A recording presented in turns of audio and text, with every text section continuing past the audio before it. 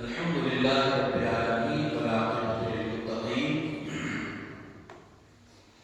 والصلاة والسلام على سيد الأنبياء والمرسلين وعلى آله الطيبين وأصحابه الطاهرين أجمعين أما بعد فأعوذ بالله من الشيطان الرجيم بسم الله الرحمن الرحيم أفأمنوا مكر الله فلا يأمن مكر الله إلا القوم الخاسرون صدق الله العظيم. انتہائی خلوص اور احترام کے ساتھ یہ لگا کر بارگاہ رسالت مآب صلی اللہ علیہ وسلم میں درود پاک ہدیہ پیش کریں. اللہم صل علی سیدنا شفیعنا نبینا مولانا محمد انتخاب محبوب و ترضاہ صلی علیہ صلاۃ و سلام علیک یا رسول اللہ صلی اللہ علیہ وسلم. آج کی گفتگو میں جو میں نے سورہ اعراف کی آیت کریمہ کی تلاوت کا شرف حاصل کیا ہے. اللہ کریم ارشاد فرماتا ہے کہ کیا اللہ کی خفیہ تدبیر سے وہ نہیں ڈر رہے؟ اللہ کی خفیہ تدبیر سے نڈر وہی لوگ ہوتے ہیں جو تباہی کے شکار ہوتے ہیں یا جو گمراہ اور برباد ہونے والے ہوتے ہیں. آج کی اس گفتگو میں اللہ کی خفیہ تدبیر کیا ہے آج اس چیز کو سمجھیں گے. بہت سے مرتبہ ایسا ہوتا ہے کہ آدمی زندگی اپنی منمانی کی گزارتا ہے اور اس کے باوجود بھی جب وہ خوشحالی کی زندگی جیتا ہے، مسلمان ہوتے ہوئے اسلام کے کسی قانون سے اس کو کوئی لینا دینا نہیں، اللہ رسول کا کوئی اللہ کا نہ کوئی ڈر ہے، رسول کی نہ کوئی شرم ہے، اور زندگی اپنی منمانی سے گزارتا ہے، اس کے باوجود بھی جب خوشحالی ہوتی ہے تو وہ یہ کہتا ہوا نظر آتا ہے ھذا من فضل ربی، ہم پر تو اللہ کا بڑا کرم ہے. کیا اس چیز کو کرم مانا جائے؟ جو بندہ صبح اٹھنے سے لے کر رات سونے تک جو اللہ کی نافرمانی کرتا، دین کا جس سے کوئی لینا دینا نہ، آوادگی، عیاشی، گناہ، ہر قسم کے عیوب اور نقائص اس کی زندگی کے اندر موجود ہو، اس کے باوجود بھی اگر وہ خوشحال زندگی جیتا ہے اور پھر وہ کہے کہ اللہ کا بے پناہ احسان، اللہ کا بے پناہ مجھ پر کرم ہے، تو کیا اس کو کرم سمجھا جائے؟ ایک حدیث پاک ہے جس کا مفہوم ہے، سرکار دو عالم صلی اللہ علیہ وسلم فرماتے ہیں جس انسان کو تم دیکھو کہ وہ گناہ پر گناہ کیے جا رہا ہے، اللہ کی اور اس کے رسول کی نافرمانی پر نافرمانی کیے جا رہا ہے، اس کے باوجود بھی وہ خوشحال زندگی جیتا ہے، نہ اس کو بیماری ہے، نہ اس کو کسی قسم کی کوئی تکلیف ہے، نہ کسی مصیبت میں وہ گرفتار ہے، ہر قسم کی سہولت اس کے پاس ہے، گناہ کرنے کے باوجود بھی وہ خوش عیش ہو کر زندگی جی رہا ہے. سرکار فرماتے ہیں تو پھر سمجھ لینا کہ اس کے ساتھ اللہ کی خفیہ تدبیر ہے، اللہ اس کو ڈھیل دے رہا ہے. آپ نے دیکھا ہوگا کہ جب بچے پتنگ چڑھاتے ہیں تو وہ ڈور کو ڈھیل دیتے ہیں. اب اس میں آپ دیکھیں گے کہ ڈھیل دینا یہ آزادی تو نہیں ہے، ڈھیل دینا آزادی تو نہیں ہے. سیم اسی طرح سے جن بندوں کو زندگی میں آپ دیکھیں گے کہ ہر طرح سے آسائش مل رہی ہے، ہر طرح سے اس کو سکھ مل رہا ہے، باوجود اس کے کہ وہ گناہ پر گناہ کیے جا رہا ہے، ہر چیز مل رہی ہے، فرمایا یہ اللہ کی خفیہ تدبیر ہے. اس نے اللہ نے اپنے بندوں کے معاملات میں اپنے بندوں کے لیے کیا ارادہ فرما رکھا ہے کوئی نہیں جانتا. اس لیے ہمارا مذہب ہم کو یہ کہتا ہے آپ کسی بھی حالت میں ہو اللہ سے ڈرتے ہو، پتہ نہیں میرے ساتھ کیا ہو. آپ غربت میں ہو تب بھی آپ ڈرو، پتہ نہیں میرے ساتھ اللہ نے کیا ارادہ فرما رکھا ہے.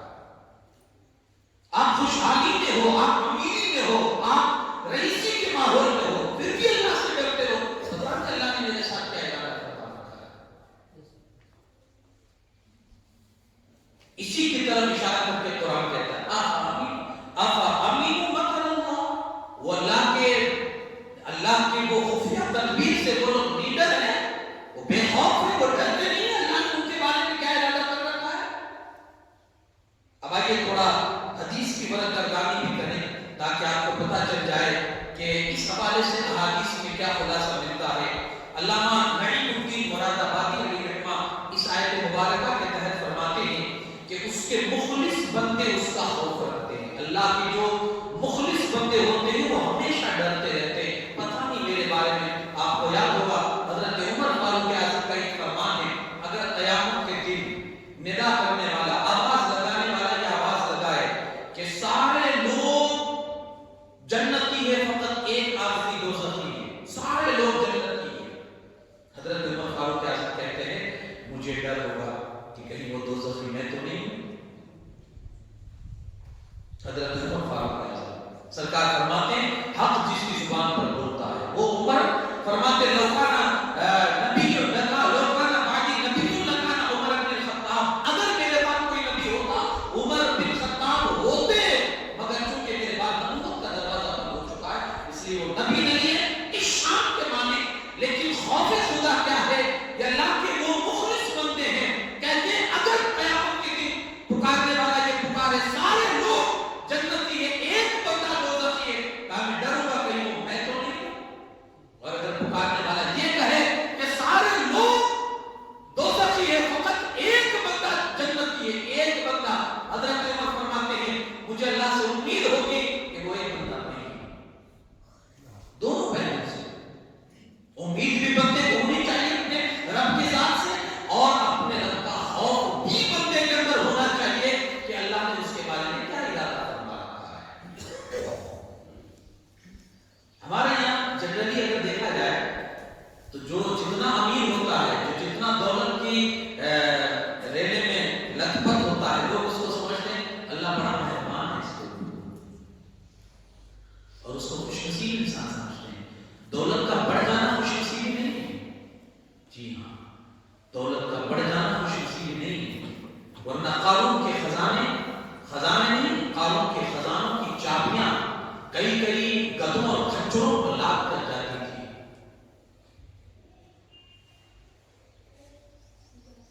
محل کے دروازہ اس کا جو تھا، اس کا محل کا دروازہ اور دیواریں یہ سونے کے بنے ہوئے تھے۔ اس کو آپ خوش نصیبی کہیں گے؟ آج بھی وہ اللہ کے عذاب میں گرفتار ہے، اور صبح قیامت تک وہ اللہ کے عذاب میں گرفتار ہوگا کہ وہ زمین میں دھستا ہی چلا جائے گا۔ آج بھی اس کو آپ خوش نصیبی کہیں گے کہ خوش نصیبی دولت کا بڑھ جانا نہیں، عالیشان بنگلہ اس کے پاس ہے، زندگی کی کوئی ایسی فیسلٹیز نہیں ہے جو اس کے گھر میں نہ ہو، دسترخوان پر کسی قسم کی کمی نہیں، ہزاروں لوگ اس کو سلام ٹھوکنے والے موجود ہیں، جہاں جاتا ہے مجلس لگ جاتی ہے، لیکن اس کو بھی آپ خوش نصیبی کی نشانی نہیں کہہ سکتے۔ پتہ نہیں اللہ نے اس کے بارے میں کیا ارادہ فرما رکھا ہے۔ وَتُعِزُّ مَن تَشَاءُ وَتُذِلُّ مَن تَشَاءُ، عزت بھی وہی دیتا ہے، ذلت بھی وہی دیتا ہے۔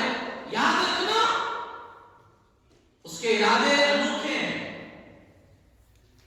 اس کے فیصلے انوکھے ہیں۔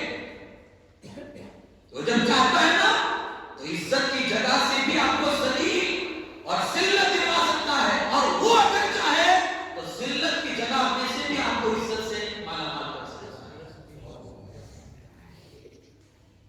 تو یہ معیار جو آج ہم نے بنا لیا ہے کہ جس کسی امیر کو دیکھتے ہم سمجھتے ہیں اللہ بڑا مہربان، اس کو نہیں پائے، ہو سکتا ہے کہ اس کے ساتھ آزمائش چل رہی ہو سکتا ہو کہ اس کے لیے اللہ کی خفیہ تدبیر عمل میں آ رہی ہو، یہ بھی ہو سکتا ہے۔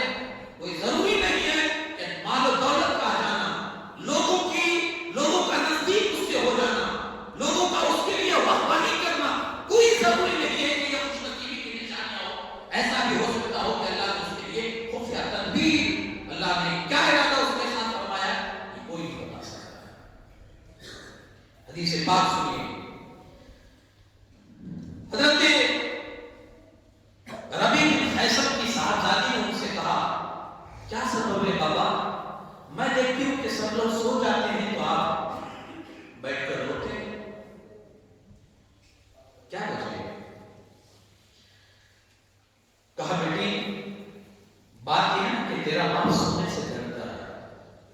سونے سے ڈرتا ہے کہ کہیں غافل ہو کر سو جاؤں، کہیں اللہ کے عذاب میں گرفتار نہ ہو جاؤں۔ اس قسم کے جو ڈر ہے نا، یہ کوسوں دور چلے گئے ہماری زندگی سے۔ ہم قبرستان میں بھی اگر سوئے نا تو ایسا ڈر ہمارے پاس نہیں۔ جو لوگ گھر میں بستر پہ سوتے تھے، ڈرتے تھے نا، آج میں یقین کے ساتھ کہہ سکتا ہوں قبرستان میں سو کر بھی یہ ڈر ہم پیدا نہیں کر سکتے۔ میں اٹھوں گا کہیں میں غفلت کے ساتھ سو جاؤں، میرے رب کے عذاب کا شکار نہ بن جاؤں۔ حدیث سنیں،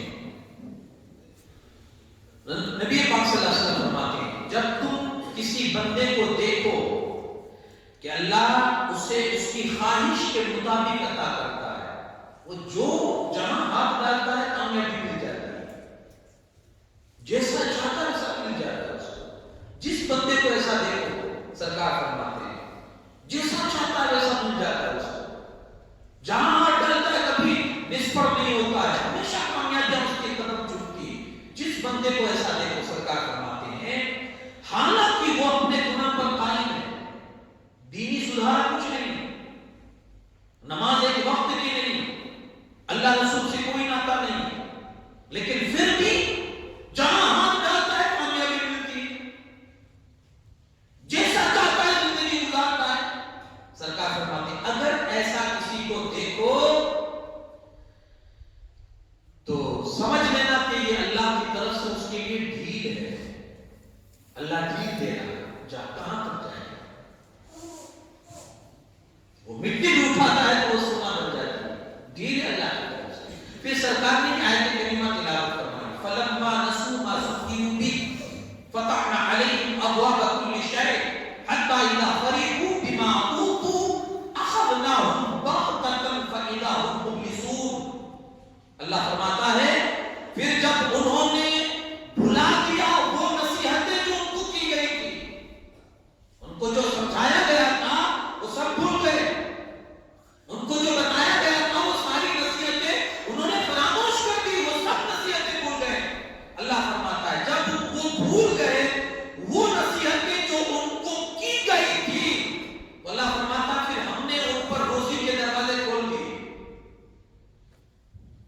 وہ بھٹک گئے، وہ نصیحت بھول گئے جو ان کو کی گئی تھی۔ اللہ فرماتا ہے ہم نے کیا کیا، اس کے لیے روزی کے سارے دروازے کھول دیے کہ لے کتنا لیتا ہے، کھا کتنا کھاتا ہے، کما کتنا کماتا ہے، ہر دروازہ اس کے لیے کھول دیا۔ ابواب کل شیء، ہر چیز کے دروازے بھلائی اس کے لیے کھول دیے گئے، یہاں تک کہ جب وہ بالکل خوش ہو گیا، وہ اپنی زندگی میں بالکل مست ہو گیا، مگن ہو گیا، بالکل خوش ہو گیا، تو پھر اللہ پاک فرماتا ہے اچانک ہم نے اس کو پکڑ لیا، اچانک پکڑ لیا اور وہ ایسے ہو گیا جیسے کوئی آس ٹوٹا ہوا، جس نے کوئی کام فتح کیا ہو اور اچانک اس کی نظروں کے سامنے کا سارا کام بگڑ جائے تو جس طرح سے اس کی آس ٹوٹتی ہے، اللہ پاک فرماتا ہم ایسے ہی ڈھیل دیتے ہیں لوگوں کو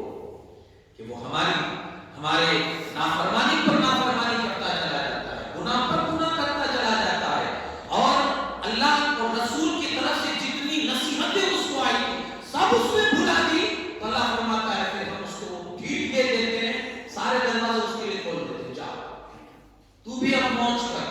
اور جب اس موج میں وہ مست ہو جاتا ہے، بالکل بھول جاتا ہے کہ اب مجھے بھی کوئی ہرا پائے گا، اب یہ میرا بنگلہ بھی کوئی لوٹ پائے گا، میری ساتھ بیڑیاں کھا لے گی، جب وہ اس طرح سے فخر کی باتیں کرتا ہے، اللہ پاک فرماتا ہے اچانک ہماری پکڑ آتی ہے، سب ملیا میں ڈوب جاتا ہے، سب پر ہو جاتا ہے۔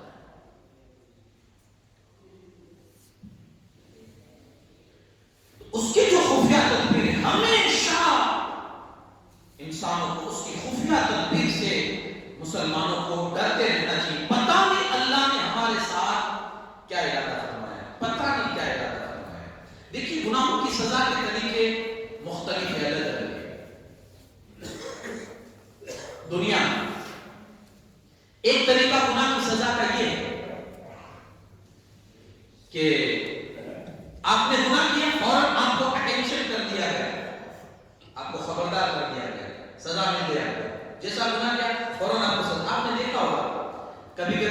किसी का गलत सोचते हैं, हाथ में चोट लग गई आप पे, तो लोग कहते देख तुम उसके बारे में गलत बोला तो तुझे हाथ में चोट लगी। ये फौरन गुनाह का वो है। ये अल्लाह की बहुत बड़ी नेमत है, इस पर शुक्र अदा करना चाहिए कि हम गुनाह करें फौरन सजा मिल जाए, क्योंकि ये सजा आसान है। ये सजा आसान है कि हम गुनाह करें और उसी वक्त उसी वक्त हमें कानूनी अगर सजा मिल जाती है तो ये अल्लाह की तरफ से बहुत बड़ी नेमत है हम हमारे अल्लाह के रसूल सल्लल्लाहु अलैहि वसल्लम के बारे में एक सहाबी आया, सर फटा हुआ था, सर फूट गया, सर फटा हुआ और पट्टी वट्टी बांध के आए सरकार के बारे में। अल्लाह के रसूल सल्लल्लाहु अलैहि वसल्लम ने फरमाया क्या हुआ सर? या रसूल सल्लल्लाहु अलैहि वसल्लम, वो रास्ता चल रहा था तो एक औरत पर नजर पड़ गई, तो नजर भटक गई। मैं उसको देखने में था, सामने खंबा आ गया, मुझे पता ही नहीं चला और खंबे से मैं टकरा गया तो मेरा सर फूट गया। साहबा किराम बड़े साफ दिल के थे, इकबाल जुर्म फौरन जाकर उन्होंने कर लिया सरकार की बात। और वहां क्या छुपाना जो जिनकी नजर दिलों पर होती है, तो छुपा के भी बंदा क्या करेगा जहां हर चीज आईने की तरह। या रसूलुल्लाह आ रहा था, एक औरत पे नजर पड़ गई, नजर भटक गई, उसी को देखने में था, सामने खंबा आ गया, नजर नहीं आया और मैं टकरा लिया, सर फूट गया। सुनिए सरकार ने क्या फरमाया, सरकार फरमाते हैं मुबारक हो, अगर दुनिया में तेरी गलती की सजा मिल जाएगी तो अल्लाह फिर उस गलती पर तुझे आखिरत में सजा नहीं देगा।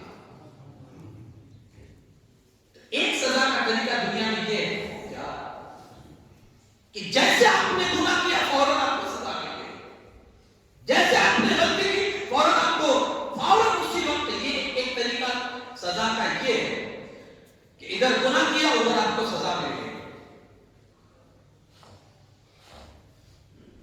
हजरत उज़ैर इब्न अयास घोड़े पर बैठे, उनका घोड़ा भिड़का, हमारे जुबान में कहते हैं भड़का,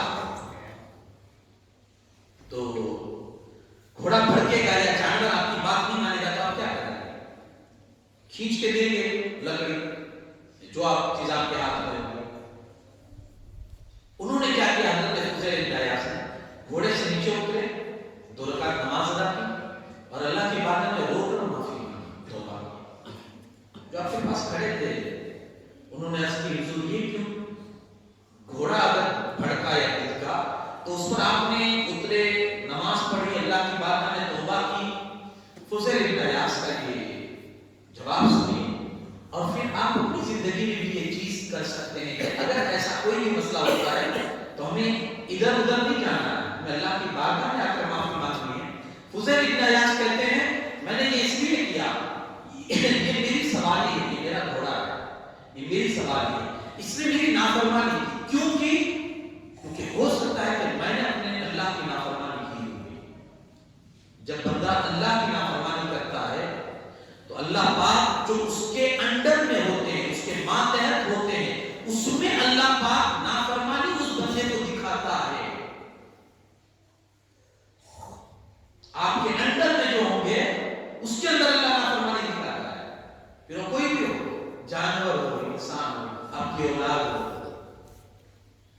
आज क्या सूरत हाल है भाई, हमारी औलाद हमारे सामने भाग कर शादियां कर रही है, एक सुनने के लिए तैयार नहीं। आप क्या समझते हैं कहां माफी मांगनी चाहिए? औलाद के सामने गिड़गिड़ाना चाहिए, मेरी इज्जत की लानत है, या जहां से इज्जत बढ़ती है, जहां से इज्जत मिलती है उसकी बात में आओ, तौबा करो। ये एक मिजाज दिया हजरत उज़ैर इब्न अयास ने, एक मिजाज दिया कि जब तुम्हारे अंडर में रहने वाली चीज जब तुम्हारे बाकी बन जाए, तुम्हारे खिलाफ खड़े हो जाए, तो फिर इधर उधर भटकने की जरूरत नहीं है। तुम देखो कि तुम किसके बागी हुए हो, तुमने किसकी नाफरमानी की है, वो तुम देखो, अपने खुदा की बात में आओ, तौबा करो, माफी मांगो। अल्लाह पाक उनके दिल में भी तुम्हारे लिए फरमाबरदारी और मोहब्बत पैदा फरमा देगा। तो एक सजा वो होती है कि बंदा इधर गुनाह करता है, उधर फौरन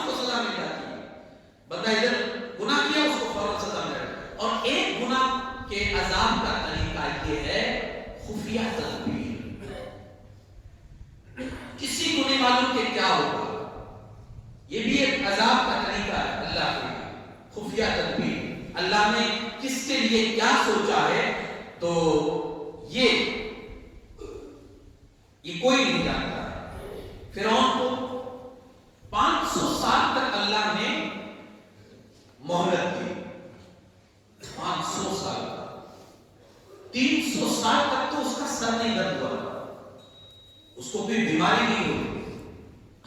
بڑی بیماری کی تو بات رہنے کی, سر میں درد بھی نہیں ہوا تھا 300 سال تک. اب اگر کوئی بندہ اللہ کی نافرمانی پر نافرمانی کر رہا ہے اور کسی قسم کی اس کو بیماری نہیں ہے تو وہ یہ ہرگز گمان نہ کرے کہ اللہ اس پر بڑا مہربان ہے.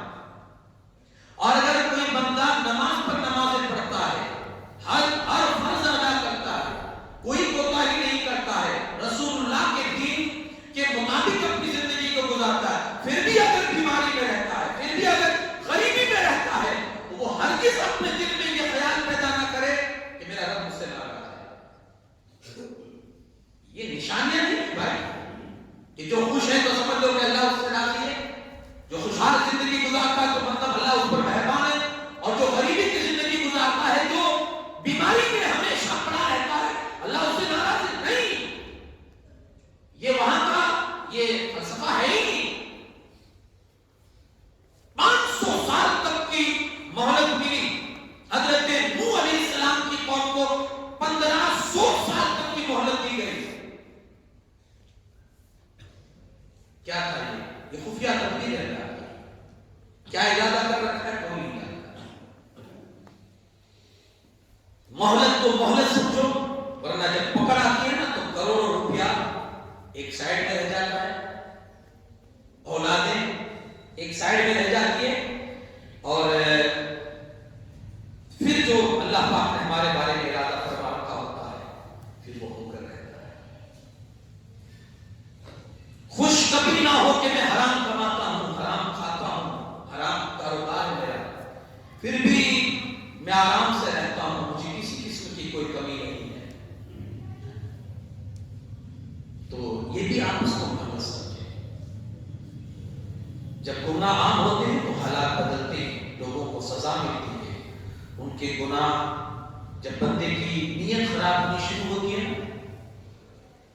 تو سمجھ لینا کہ تبھی سے وہ سمجھ تو عذاب کا شکار ہو جاتا ہے.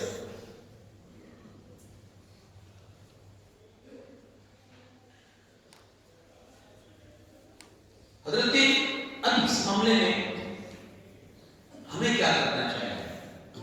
دونوں چیز آپ کے سامنے رکھتی ہے کہ آپ کی زندگی کیسی بھی ہو. ایک ڈر ہمیشہ پالیے, ایک ڈر ہمیشہ رکھیے.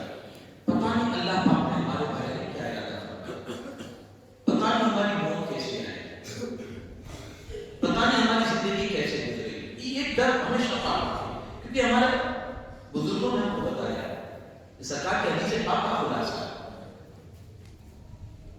آپ حالات کو مت دیکھیے کہ یہ بندہ کسی زندگی گزارتا ہے, اس پر آپ جج مت کیجیے. ڈر پیدا کیجیے, جو ڈر ہمارے اکابرین کی زندگی کے اندر ہے. میں آپ کو بتاؤں, حذیفہ ابن یمان ایک صحابی رسول ہے, اور یہ وہ صحابی جن کو رازدار مصطفیٰ کہا جاتا ہے. سرکار نے ان کو کچھ راز کی باتیں بتائی. ان کے پاس لسٹ تھی کہ مدینہ کے اندر منافق کون کون ہے. سرکار نے لسٹ ان کو لکھوا دی تھی کہ یہ بندہ منافق ہے, یہ بندہ منافق ہے, اور یہ راز کے طور پر ان کے پاس رکھتی تھی. سرکار نے بتا دیا کہ یہ بندہ منافق, یہ بندہ منافق, سب کے سامنے راز کے طور پر. اور وہ لسٹ جو تھی حضرت حذیفہ ابن یمان کے پاس تھی. جب بھی کسی مشکوک آدمی کا انتقال مدینہ کے اندر ہوتا تھا, ڈاؤٹ فل آدمی کہ مسلمان ہے یا منافق ہے, اس کے بارے میں اگر لوگوں کا شک ہوتا تو لوگ کسی کو پوچھتے نہیں تھے, جنازے میں جا کر دیکھتے تھے حذیفہ ہے کہ نہیں. اگر حضرت حذیفہ جنازے میں ہوتے تھے تو لوگ اس میں شریک ہوتے تھے, اور اگر وہ نہیں ہوتے تھے, نہیں دکھتے تھے, تو لوگ نہیں آتے تھے, کیونکہ ان کو سمجھ آتے تھے مرنے والا منافق ہے, کیونکہ حذیفہ اس میت میں نہیں. ایک دن حضرت عمر فاروق اعظم رضی اللہ تعالیٰ عنہ جب خلافت کے آخری ایام تھے, آدھی رات کا وقت تھا, میں سویا ہوا تھا, اچانک دستک ہوئی. حذیفہ کہتے ہیں میں سویا ہوا تھا, اچانک آدھی رات کے وقت دستک ہوئی. میں نے پوچھا کون؟ کہا عمر۔ امیر المومنین دروازے پہ، ظاہر سی بات ہے آپ کی وقت تو نہیں دیکھے، آپ دروازہ کھولا، حضور تشریف لائے، کیسے آدھی رات کو یاد کیا آپ نے؟ تو حضرت عمر کا جواب سنیے۔ حضرت عمر کہنے لگے حذیفہ، عمر جھوٹ نہیں بولتا ہے، وعدوں کا پکا بھی ہے۔ ابھی میں مسجد سے نکلا نا، حضرت عمر کہتے ہیں میں مسجد سے نکلا نا جب رات میں، تو لوگ مجھے نیک کہہ رہے ہیں، بچوں کی مائیں بھی مجھے اچھا گمان کر رہی، اس طرح سے حضرت عمر امیر مان رہے۔ حضرت حذیفہ کہتے ہیں کہ حضرت مجھ سے آپ کیا چاہتے ہیں؟ آدھی رات کیا میرے گھر پر آنے کا مقصد کیا ہے اور مجھ سے آپ چاہتے کیا ہے؟ حضرت عمر کہتے ہیں کہ آدھی رات کا وقت ہے، کوئی دیکھ بھی نہیں رہا ہے، میں کسی سے کچھ نہیں کہوں گا، لوگ تو مجھے اچھا گمان کر رہے ہیں، اچھا سمجھ رہے ہیں، مگر حذیفہ تم ہی بتا سکتے ہو میں کیسا ہوں، خدا میری پہچان نہیں کرے گا۔ میں بھی راستے سے نکلا، سب مجھے اچھا کہہ رہے ہیں، تو تم میرے پاس آنے کی وجہ کیا ہے؟ حذیفہ تم کہہ دو گے نا کہ میں اچھا ہوں تو میں مان لوں گا کہ میں اچھا ہوں، کیوں؟ کیونکہ تمہارے پاس لسٹ ہے۔ خدا کے لیے بتا دو، کسی کو نہیں کہوں گا کہ عمر کا نام اس میں ہے تو نہیں۔ ڈر دیکھیے یار، جس کی تعریف قرآن کرتا ہو، سرکار جس کی تعریف میں حدیثیں بیان فرماتے ہو، اور جس کی محبت، اس کی محبت اگر کسی سینے میں آ جائے تو اس کے ایمان کی گارنٹی ہو جاتی ہے۔ تو یہ مت کہا حذیفہ، ڈر بتا رہا ہوں آپ کو، کہا حذیفہ تمہارے پاس لسٹ ہے، بس اتنا بتا دو کہ کہیں عمر کا نام تو اس میں نہیں آتا۔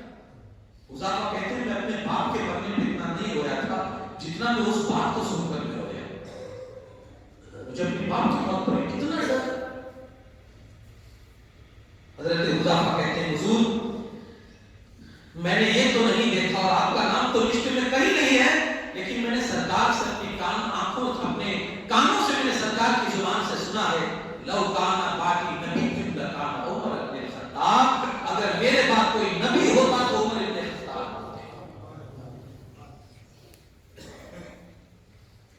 ہم یار دو نماز پڑھ کر اپنے آپ کو اچھا سمجھتے ہیں، ہم اگر 5 وقت کے نمازی ہو جاتے ہیں تو ہم بے نمازی کو تو پتہ نہیں کیا سمجھتے ہیں۔ ہم نے یار ایک حج کر لیا تو اس میں ہم نے کون سی یار بہت بڑی اپنے وہ کر لی ہے کہ ہم ہر کسی کو اپنے سے ہلکا سمجھتے ہیں، اپنے سے نیچا سمجھتے ہیں۔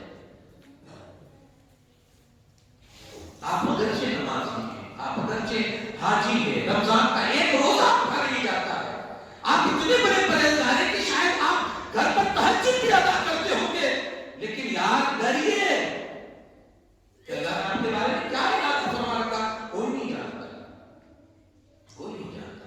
ایک ڈر اپنے اندر رکھیے، ہاں اتنے بھی نیک نہ بنے کہ دوسرے لوگ آپ کو گنہگار دیکھنے لگے، اتنے بھی نیک نہ بنے۔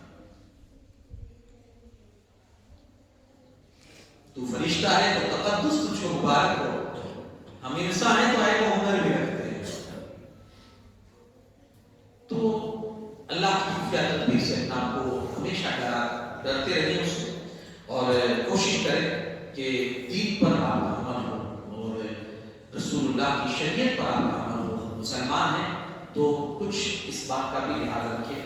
آج میں یہ کہوں گا کہ ہر طرف سے آج جہاں ہمارے لیے ایک قیامت برپا ہے اور ہر طرف ایک آزمائش کا دور ہمارے لیے چل رہا ہے، وہیں اگر آپ اس چیز کو اگر آپ کرتے ہیں، ابھی ایک تازہ مسئلہ آپ نے دیکھا ہوگا کہ بہار کی سرزمین پر جو وارد ہوا ہے کہ بہار کے جو مکھیہ منتری ہے انہوں نے ایک عورت کے نقاب کو لائیو پروگرام میں کھینچا اور ایک بیٹی کی انہوں نے بے حرمتی کی یا بیٹی کی انہوں نے عزت پر سمجھنے سے باہر ڈالا۔ ہر طرف سے اس کو نندا کی جا رہی ہے اس چیز کی، ہر طرف سے یہ اس کی مذمت کی جا رہی ہے، اور حقیقت میں بیٹی ہونے کے ناطے ہر جگہ اس چیز کی نندا ہونی چاہیے۔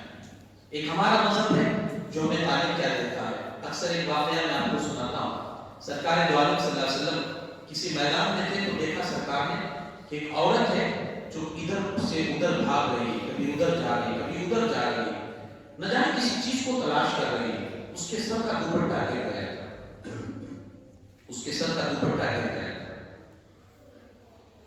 سرکار دو عالم صلی اللہ علیہ وسلم کی نظر پڑی، سرکار نے فرمایا ہے کوئی جو اس کے سر کو ڈھانپ دے، اللہ قیامت کے دن اسے عرش کا سایہ نصیب فرمائے گا۔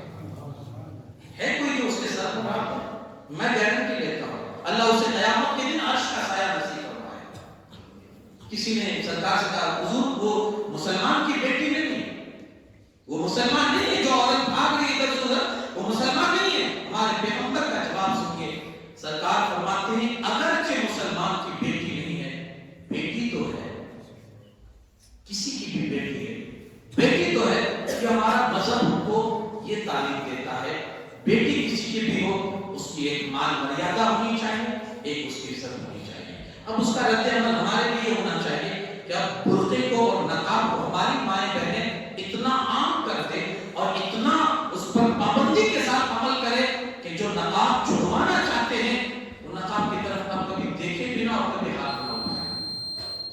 تو ہمارا رد عمل یہ ہونا چاہیے کیا ہمیں برقعے کو پابندی کے ساتھ اپنے پر لازم کر لینا چاہیے تاکہ جن کی سوچ یہ گھٹیا ہے کہ یہ چیز وہ ہے، حالانکہ ہمارا سنویدھان کو یہ اجازت دیتا ہے کہ ہم اس طرح کی لباس اپنی مرضی کی جو بھی ہمارا پہلوا سے وہ پہن سکتے، اس میں کوئی وہ نہیں ہے۔ یہ عمل بہت غلط ہوا ہے، اس کی ہر جگہ نندا کی جاتی، ہم بھی اس کی نندا کرتے ہیں، لیکن اگر آپ شریعت کے دائرے میں لے کر آپ شریعت پر مضبوطی سے کاربند ہو جائیں، عمل پیرا ہو جائے تو شاید کوئی آپ کی کسی بھی شاعر کی طرف یا کسی بھی عمل کی طرف کوئی فیصلہ نہیں اٹھائے گا۔ اللہ کریم ہمیں مصطفیٰ جان رحمت کی شریعت کو سمجھنے اور اس پر عمل